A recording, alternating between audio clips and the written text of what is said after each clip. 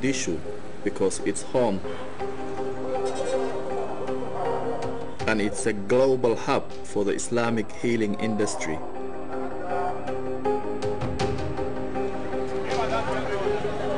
I'm going to try it out for myself.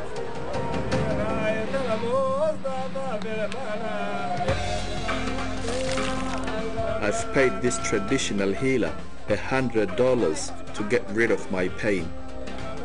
isbedel kan yimid inuu sabab u yahay in ama ayuuna sida u taqaanid in ishan ay ka timid dad aan ku quurin hawsha ahays dhamaan dadka caafimaad ama Allah siiyo ragan dhamaan Quranic readings performed by religious sheikhs aim to remove the evil eye or exorcise demons, and they are in high demand. In Eastleigh alone, this new growing industry is worth an estimated $10 million a year.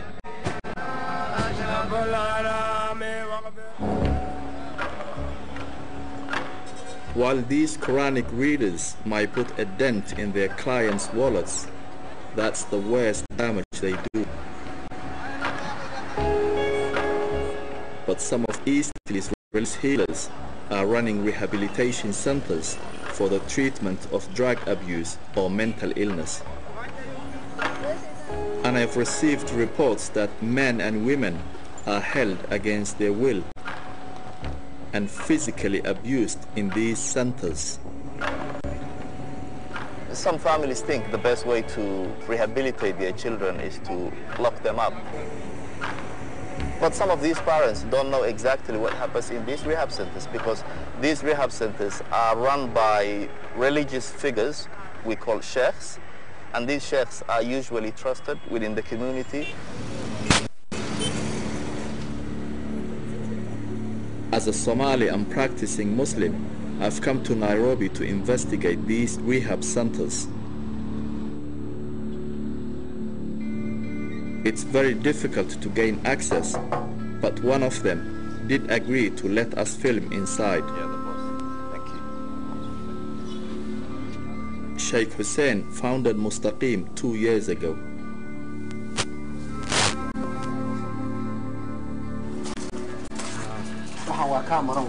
That's a CCTV camera, barbed wire.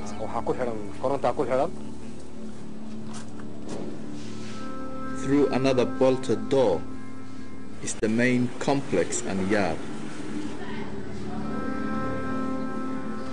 وروح الدرجة حنوكيسو كبر لامي وهير والي جاري كان وحنا مثلا هذا مسلمين هاي ورانكو إنه يهي داو حاجة قلبي أنا داو إنه يهي حاجة جركنا إنه يبدن كا. We get to see that medicine in action. The Sheikh and his assistants read the Quran to this young man overseas. The idea is to push the demons out of his soul.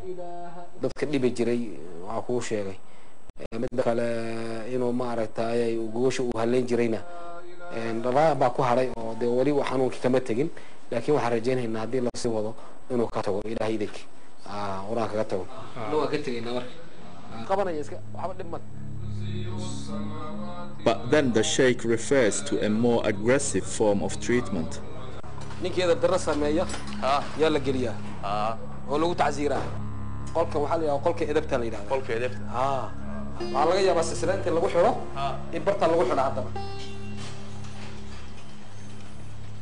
As we are packing up, a group of women call out to me.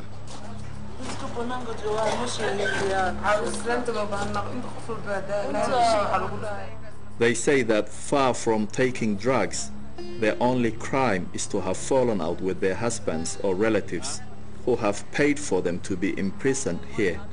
We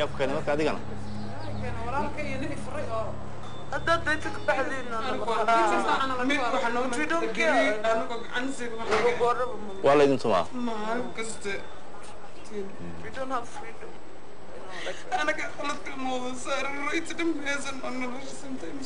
With children on the outside. They all said we want to get out of here, but we can't. The longer we are, the more money the rehab people would make. The sheikh walks over and the women fall silent.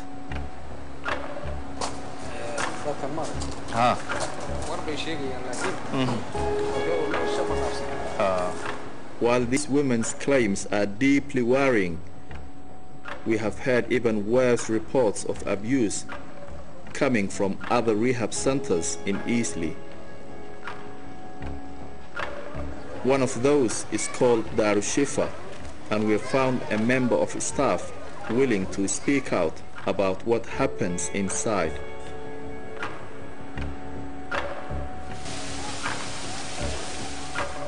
Ben Njega works as an addiction counselor at Darushifa.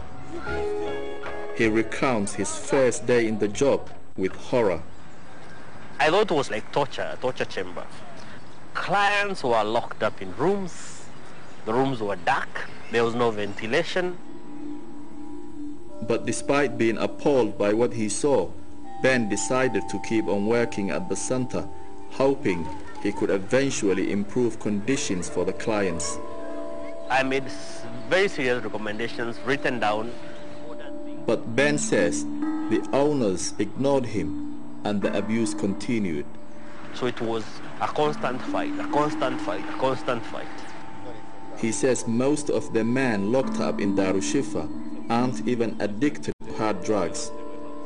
And these are people with just a normal mental health issue, a drug problem, maybe smoking cannabis, and because it's not allowed in the religion, they decided to lock them up and categorize them as dangerous. Ben has also privately reported the center to the police and the Kenyan government's rehab regulator, NACADA. Individuals from NACADA have come to the center, and we have explained in detail what happens, and then they go. And reports to the police have been made. Nothing has been done. They just turn a blind eye. Left with no other authority to call on, Ben has agreed to film undercover at the center. You want people to be in your shoes and see, Yeah, rather see than it, see it. But when I show it to you, then you understand. We equip Ben with a secret camera.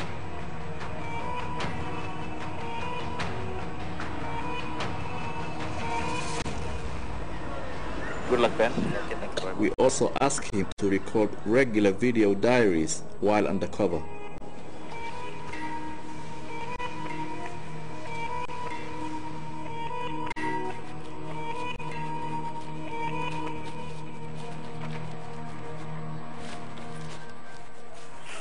Just as we saw in Mustaqim, a religious teacher at Darushifa also performs Quran readings on his clients.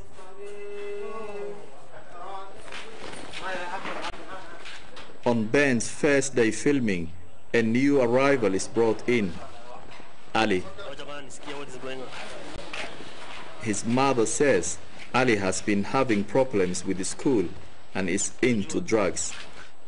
She's paying the center $500 a month to turn her son's life around. Ben speaks to Ali to find out more. Issue ya shule ilianza when Januari hii mwaka. Mimi nasoma hata naingia form 1 sasa hivi. Sawa, mimi naweza kutabia. Lakini wanasema wamekuwa na uvuta fegi.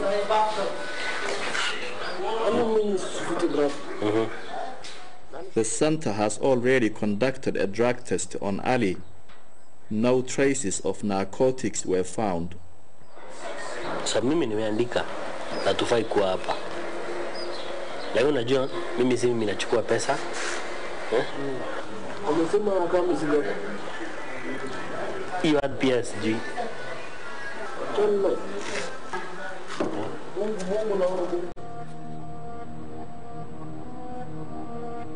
It's 10 p.m. the same day, and 4 Darushifa guards are doing their rounds.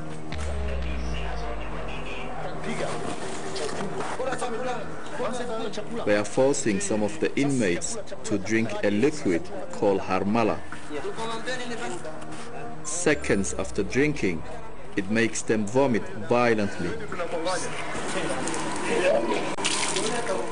and seems to be used as a form of punishment. After finishing with these men, they turn their attention to Ali.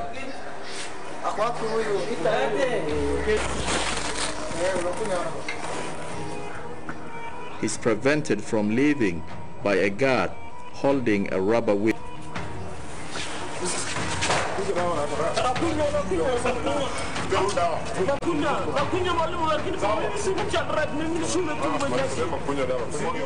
The guards surround Ali. He has no choice but to drink.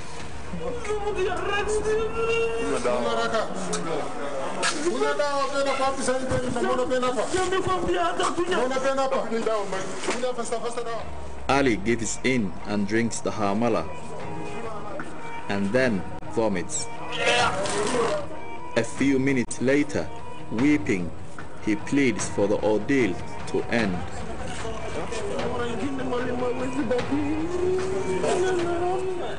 Badly shaken, Ali is finally led out by another patient.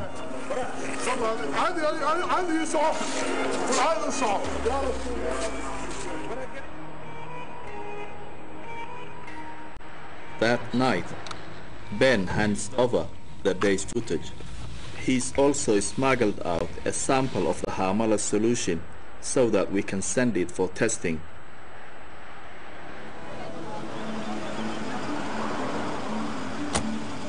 The following morning, I visit a traditional herbalist to find out more.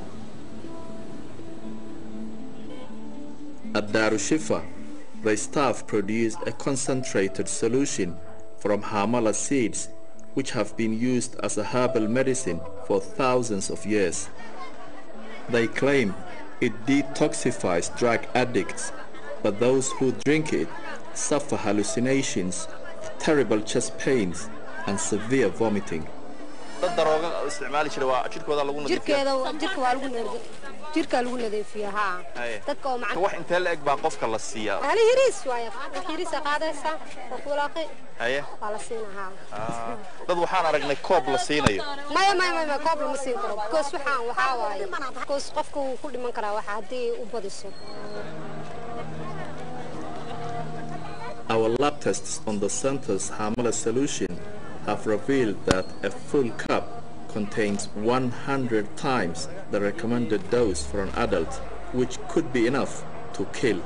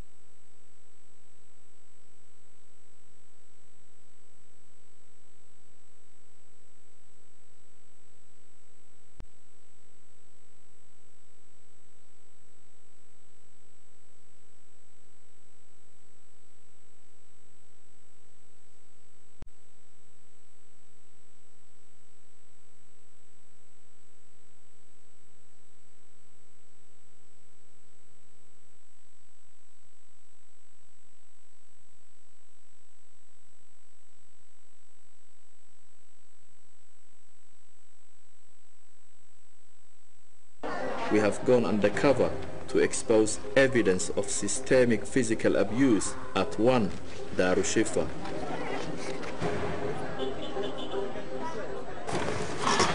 The next day, two guards are once again trying to force Ali to drink harmala. Like every new arrival at the center, his hair is completely shaved off.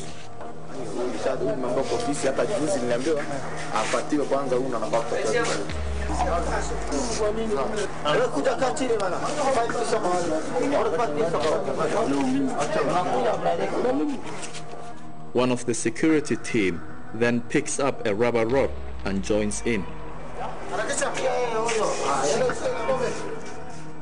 He himself was also once a patient here, but now has been elevated to a full-time guard. Ali is handed a full cup of hamala.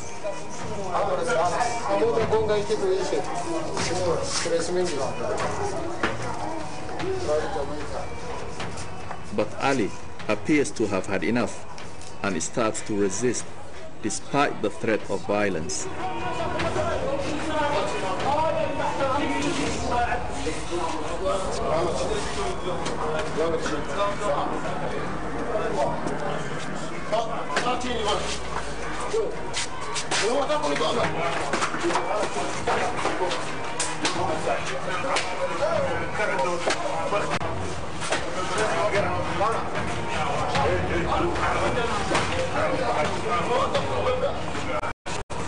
Two of the guards high-five each other. Then the beating continued.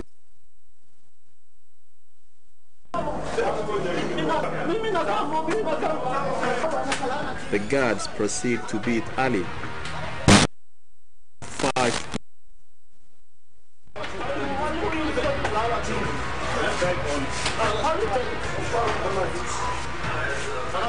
It turns out two of the men who have been picking on Ali all day aren't actually staff. They are patients. The management gets them to discipline their fellow inmates in return for favors. They can go and sit in the office, they can always go out, ask for things like sodas, and they can get them. They have a reputation for being even more vicious than the guards. The clients have already been punished themselves. When they rise to certain positions, they want to inflict the same kind of pain. So for now, we have clients who are sadists and they want to instill fear upon others so that they can rule with an iron fist.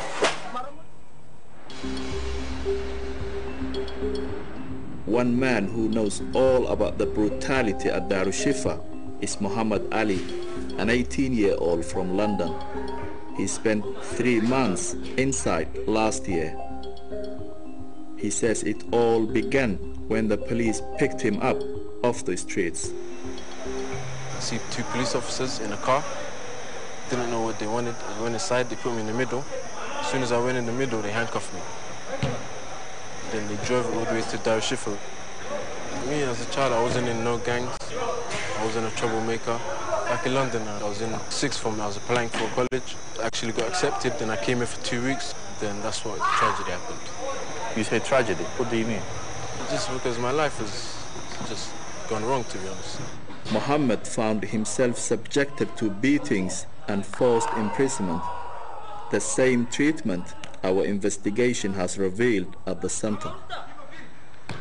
If you do any trouble, if you argue, you have to get beaten up by the watchman, the guard. Most of them are severe beatings, because it's torture basically. Stuck in Nairobi without a job or money, Muhammad can't return to the UK.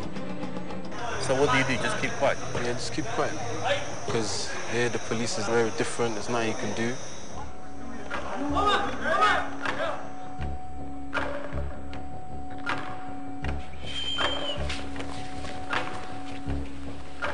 Two policemen are at Darushifa's gate. Ben is there to meet them. But the police aren't here to investigate allegations of abuse. Instead, they are dropping off a patient. Hassan, a man in his 40s, is brought out of the car in handcuffs and handed over to the security team. His relatives are paying for this to happen. Ben says it's a regular occurrence. So this happens, you come to the center and report that you want a client gotten from your house. The center organizes for the police to go and collect the client. So they put him in handcuffs, bring him to the center. So it's a paid service. An hour later, the new arrival is given his first taste of the center's favorite medicine, Hamala.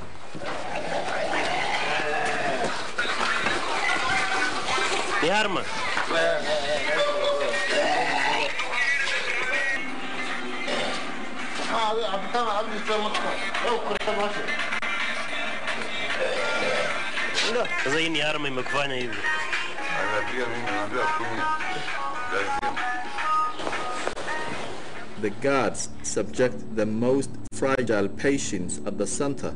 The client has a mental disorder. The guy was given Harmala in the evening.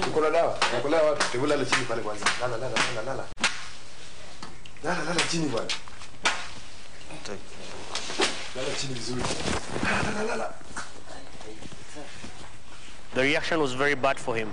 And because they locked him up in the room, he vomited in the room. Guard came in and he was angry at him. Why can't you control yourself? And they beat him up.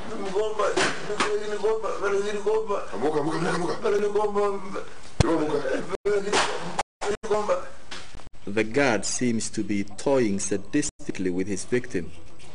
Whatever the man does, it seems to be a reason to beat him harder.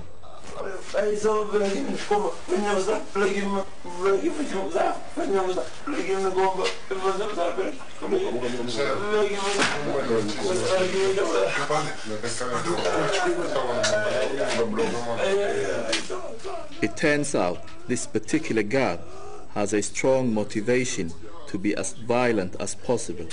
He is on a trial for his job. If the clients fear him, then he's more likely to get a job trying to increase his salary by being the most atrocious. The incidents of abuse we have documented at Darushifa are all crimes under Kenyan law. NACADA is the Kenyan government regulator with the power to shut down rehabilitation centers engaged in criminal activity. Judith Tawala is its manager of regulatory services. We have heard from people who work in these rehab centers. They have contacted you to give you information what goes on inside, and you have done nothing.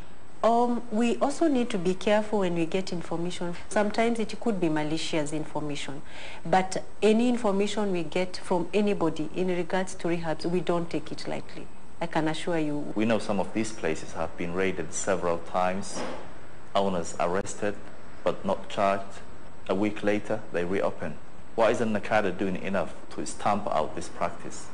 Maybe our judicial system has maybe issues of more priority than this one, but I think we also have a role as an agency when charges are laid to up our game in following up. We wrote to the local police authority to request a response to allegations of corruption and kidnapping made against its officers.